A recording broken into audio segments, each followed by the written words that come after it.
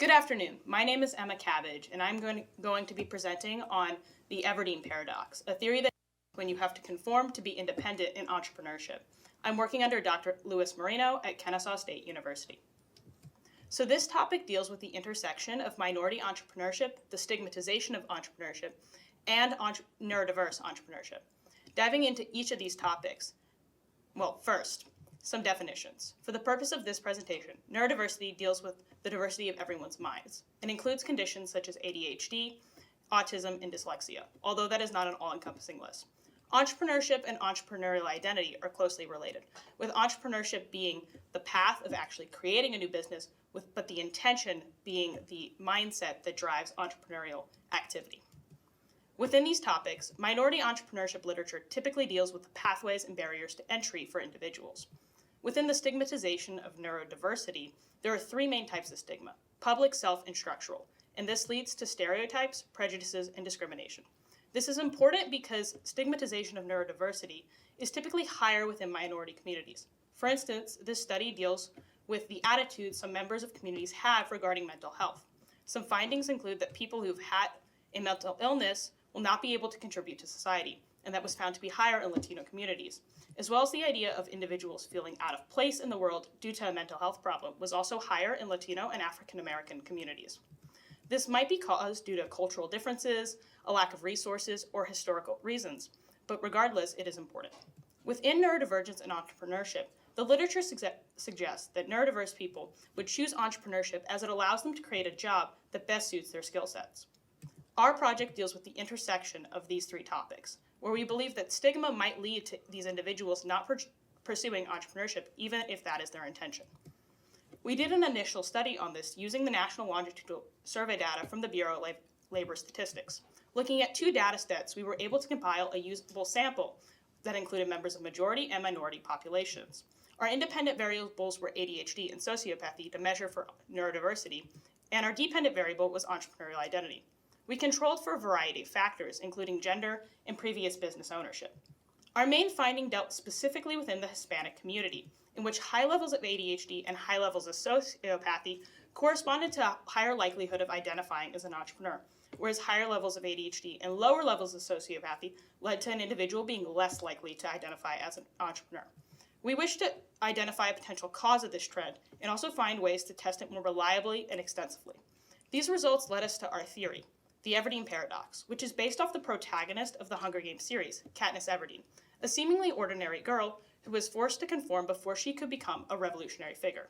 Within the confines of entrepreneurship, we believe that concealing differences to this extent possible is beneficial in populations where individuals might be ostracized for being seen as diverging from social norms.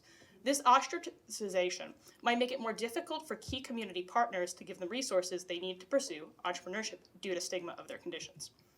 Our second study is what we're working on right now, and that's moving from populations directly into communities so that we can examine and compare entrepreneurial journeys to explore if neurodiverse entrepreneurs have been stigmatized and how that has impacted their identity and their activity, specifically within minority populations where the stigmatization is known. So this is a qualitative study, and it's predominantly focusing on semi-structured interviews. The reason for this is that we're collecting individual stories and journeys, and the interview format best allows for this data to be received. We were approved by an institutional review board in April, and that includes an overview of all of our materials, such as research questions, interview scripts, surveys, a consent form, and a consent form. Now, this allows us to move forward. We've currently pre-tested interview materials and are in the process of recruiting interview participants. The conduction of interviews and the analysis of data will be done on a rolling basis as participants are recruited and the interviews are conducted. For our participants, we're looking for people who self-identify as an entrepreneur and/or are somewhere within the entrepreneurial process. To compare, we'll have members of both majority and minority populations, as well as those who are neurodiverse and neurotypical. Factors that are taken into consideration but are not required are gender or previous business ownership among the family, as it might impact those individual stories. For our recruitment, we're looking ideally for 5 to 10 members of each subset of population. So that would be 10 majority population neurotypical individuals and 10 majority population neurodiverse individuals, and vice versa for minority populations. While there have been delays in our recruitment, we are confident that we will fully meet our sample goals, if not have more individuals. To do this, we have multiple community partners who have access to these entrepreneurial communities that include neurodiverse and minority members. Within our survey, it will be distributed through our community partners to potential participants. It contains a consent form as well as a screening method that will collect demographic info so that we can determine if they are willing to participate in an interview and whether they meet the requirements to do so. On the screen, you can see a couple of the survey items that will be used to collect that information. As for our semi-structured interview protocol, each interview will take approximately 15 to 30 minutes and consists of 11 prepared questions with subpoints based on the interviewee's responses. The goal of the questions is to probe their experiences to gain a complete picture of themselves as an individual, their communities, and their business activities. These interviews will be recorded and transcribed for analysis with the consent of the interviewee. As for the pre-testing of interview materials, 3 have currently been conducted with minority entrepreneurs, 2 of which are our community partners that also have extensive academic research experience. The research team will review these video recordings to ensure reliability before further interviews are conducted. As for feedback, our overall response has been positive. However, we will be looking into changing the wording of some potential questions to increase participant understanding. For instance, what counts as an entrepreneurial activity? Some individuals might have seen their family members engage in what would typically be considered a commerce activity, for instance, selling things to members of a particular community. But these activities were never formalized as actual businesses, so one might not count them as formal entrepreneurial activities, although they would likely have a great impact on one's decision to pursue their own business. We want to ensure that individuals are willing to share all such experiences that might impact their journey. As for data analysis, we will be coding responses based on themes, which is typical of qualitative research. We'll likely use 2 rounds of coding, and a software will be used to do that instead of by hand. Like I said, these data will be analyzed as it is acquired, and that interview coding process will be finalized before that first happens. On screen is example text showing what coding by thematic might look like.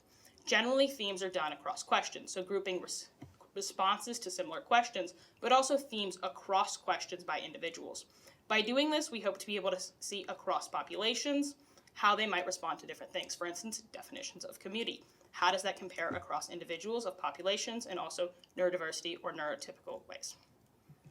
As for our next steps and implications, following the completion of our interviews and data analysis, we will prepare findings for publishing and conference submission.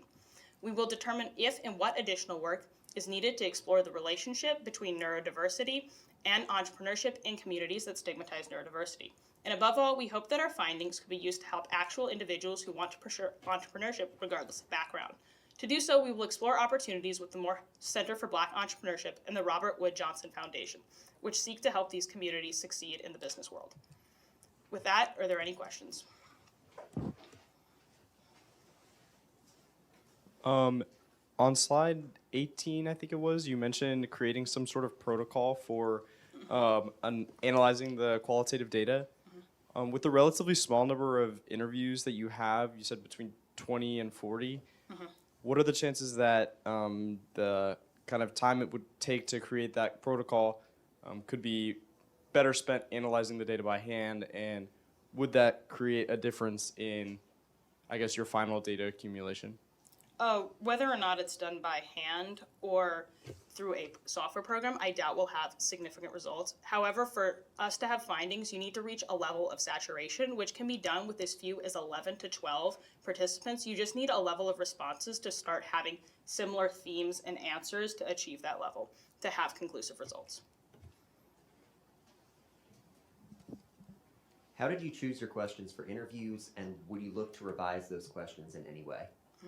So we chose our questions based on our initial research questions, which at the heart of it was trying to see what these entrepreneurs' experiences were and to see further or test our theory of the Everdeen Paradox. The goal was to understand who they were as an individual, what their background was, and how that might influence their business behaviors. And that is how we determine these questions. They have sub-questions as it is a semi-structured protocol, so based on how much information a participant freely gives, we might have to probe to get a full understanding of their story. However, if they give excess information from the initial question, we may not have to use those. As for changing questions, as I touched on, within our pre-testing, we are looking at modifying some of the potential wording or in clarifying definitions to ensure that individuals feel comfortable sharing their full stories. How do you account for differences within minority groups, specifically concerning how stigma of neurodiversity might be perpetuated? So we will collect demographic data, and so we will know what type of community a certain minority member is before they're interviewed. For instance, whether they're part of the African American community or the Hispanic community. Broadly, we'll just analyze across majority to minority population. However, in our initial study, we found that there was findings were only significant in the Hispanic population. Upon further analysis, as we have collected, will collect additional demographic information, we could do further analysis among those lines as populations might stigmatize neurodiversity differently. How do you account for differences in types of neurodivergence? For example, ADHD versus autism versus, you mentioned social anxiety on one of your slides, in your sample recruitment, interview process, and analysis. So all neurodiverse conditions, traits will be self-identified by the individual. So we will only know what they provide us.